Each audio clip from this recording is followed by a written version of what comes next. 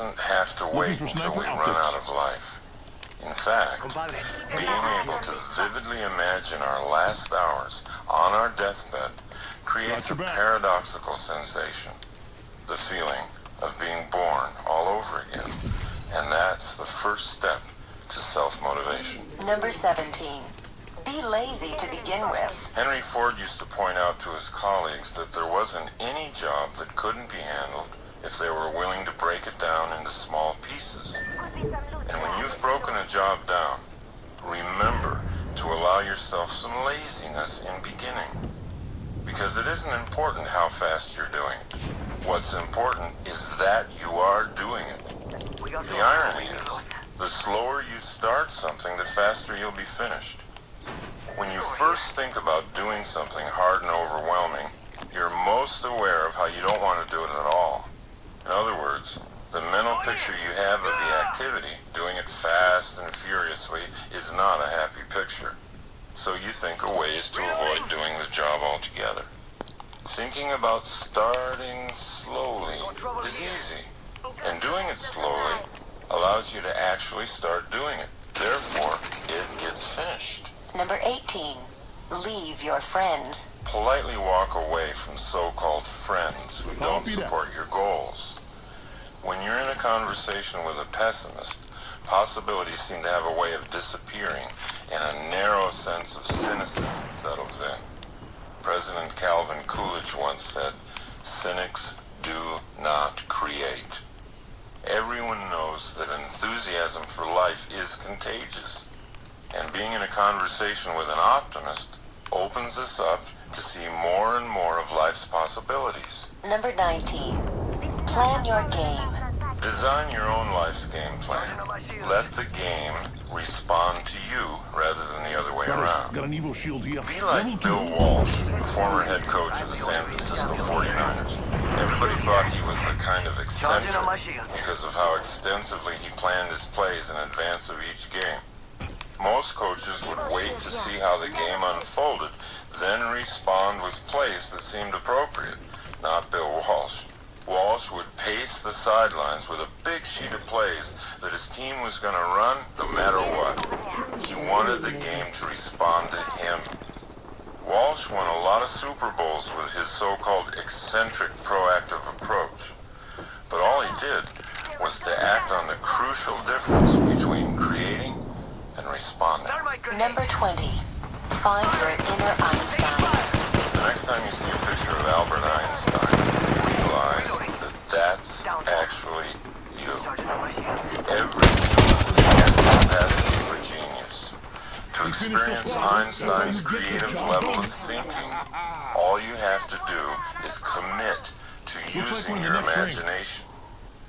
You know, this is sometimes a difficult recommendation for grown-ups to follow.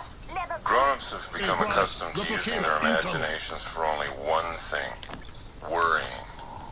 Grown-ups visualize worst-case scenarios all day long.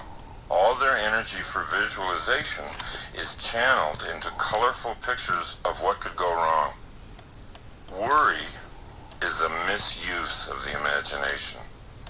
What people don't comprehend is that the human imagination was designed for better things. People who use their imaginations to create often achieve things that worriers never dream of achieving, even if the worriers have much higher IQs. Wow. Dreaming is the design stage of creating the future. Imagine yourself living a motivated life. Number 21. Feel good first. Most people think they'll feel good once they reach some goal. They think happiness is out there somewhere.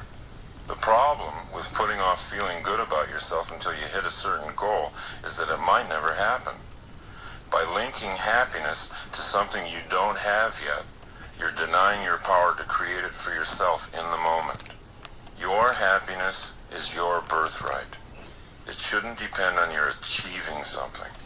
Start by claiming it and using it to make your journey fun all the way and not just fun at the end. Number 22. Run toward your fear. The world's best kept secret is that on the other side of your fear there's something safe and beneficial waiting for you. If you work through even a small fear, you'll increase the confidence you have in your ability to create your life. General George Patton said, "Fear kills more people than death. Death kills us but once, and we usually don't even know it. But fear kills us over and over again, subtly at times and brutally at other times. The rush we get after running through the waterfall of fear is the most energizing feeling in the world. If you're ever in an undermotivated mood, find something you fear and do it, and watch what happens." Number 23. Just the unexpected. Most people don't see themselves as being creative, but we all are. And one of the reasons we don't see ourselves that way is that we normally associate being creative with being original. But creativity has nothing to do with originality. It has everything to do with simply being unexpected. So if you're willing to accept that you are creative, you can begin to cultivate that side of yourself. You can start coming up with all kinds of unexpected solutions to the challenges that life throws at you. Number 24. Create your relationships. The Italian artist Luciano de Crescenzo said, "We are each of us angels with only one wing, so we can only fly embracing each other. And we can't create our truest selves without creating relationships in the process. Relationships are everywhere." In relationships, most of us think with our emotions, not our minds. But anytime you take a relationship problem up into the mind, you have unlimited opportunities to get creative. Conversely, when you send a relationship problem down the elevator into the heart, the gut, you risk staying stuck in that problem forever. This doesn't mean that you shouldn't feel anything. Feel everything. Notice your feelings, but don't think with your feelings. When there's a relationship problem to be solved, travel up the ladder to the most creative you. You'll soon realize that you create the relationships you have in your life. They don't just happen to you. Number 25. Be where you are. Most of us don't ever focus. We constantly feel a certain amount of psychic chaos because we're always trying to think of too many things at once. Focus on what you want, and it will come into your life. Focus on being a happy and motivated person, and that's who you'll be. Number 26. Act like a hero. We need heroes in our lives. They're not a sign of weakness, they're a source of strength. Bernard Malamud said, "Without heroes, we are all plain people and we don't know how far we can go. Heroes show us what's possible for a human being to accomplish. Therefore, heroes are very useful to anyone interested in self-motivation. You don't have to have just one hero. Choose a number of them. Put their pictures up. Become an expert in their lives. Collect books about them. Let your heroes' lives inspire you. They're only people like we are. What distinguishes them from us is the great levels they've reached in self-motivation. To just passively adore them is to insult our own potential. Instead of looking up to our heroes, it's much more beneficial to look into them." Number 27. Accept your willpower. You know, a lot of people say, "I don't have any willpower." But if you think you have no willpower, you're undermining your own success. Everyone has willpower. To be listening to this program, you've got to have willpower. Taking a knee. The first step in developing your willpower is to accept its existence. The second step is to know that your willpower, like a muscle in your arm, is yours to develop. You're in charge of making it strong or letting it become weak. Willpower is not strengthened by random external circumstances. Willpower is an inside game. Make a promise to yourself to be clear and truthful about your own willpower. It's always there. Number 28. Say no to All of yourself. us are in the A ring. lot of people are afraid Eyes of on the your word map. discipline. Down one. But at the root of the word discipline is the word disciple. Reloading. When you're self-disciplined, you've simply decided in matters of the will to become your own disciple. Once you make that Say we decision, move this way. your life's adventures get more interesting. You start to see yourself as a stronger person. You gain self-respect. Psychologist Check out this way. Abraham Heschel said, self-respect is the Contact. fruit of discipline. The sense of dignity grows with the ability to say no to oneself. Emerson said that when we say no to a temptation, the power of that temptation passes into our willpower. And William James recommended that we do at least 2 things every day that we don't want to do. By doing this, we stay powerfully aware of our own willpower. Number 29. Make new word connections. If you associate the word willpower with negative things such as harsh self-denial and punishment, you'll weaken your resolve to build it.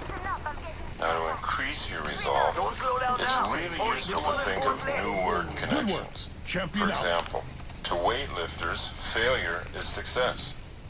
Unless they lift a weight to a point of failure, their muscles aren't growing. We're close. So 30 they've seconds. programmed themselves through repetition to use the word failure in a positive sense. Language leads to power. So be conscious of the creative potential of all the language you use, and then guide that language in the direction of more personal power. Rings close. Number 30. Deprogram yourself. If you're a regular consumer of the major news programs, you belong to a very persuasive and hypnotic cult. You need to be deprogrammed. Start by altering how you listen to the media. Program out all the negative, cynical, and skeptical thoughts that you now allow to flow into your mind unchecked when you hear the news. Making Once contact you've with the gotten enemy. good Enemy at spotted. factoring out the negative aspects of the media today, take it a step further. Make your own news. Be your own breaking story. Don't look to the media to tell you what's happening in your life. Be what's happening. Number 31. Open the present. Practice being awake in the present moment. Make the most of your awareness of this moment. Don't live in the past unless you like guilt. Don't live in the future unless you like fear. Just stay focused on today. Watch what happens to your motivation. Number 32. Serve and grow rich. You can motivate yourself by increasing the flow of money into your life. Down that one. Most people are embarrassed to even think this way. They don't want to think and grow rich because they think they'll be thought of as greedy.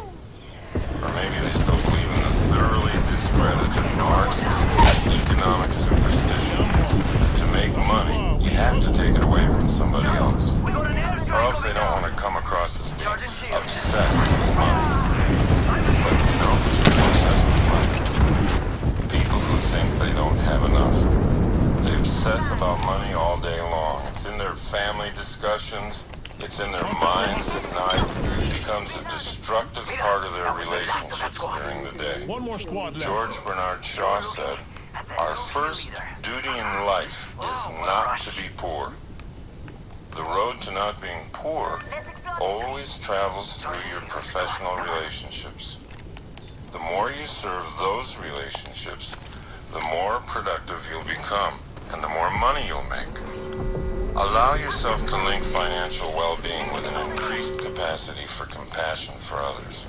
If I'm living in poverty, how much love and attention can I give my children or to my fellow humans? How much help can I be to others if I'm always worried about being in debt?" Number 33. Imitate Columbo.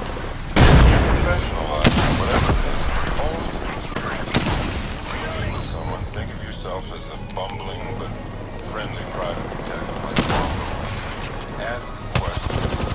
By asking questions in your relationships, you're already creating the relationship. And you're already self-motivated. You don't have to wait for the other person to make it happen. Number 34. Give away some power. Motivate yourself.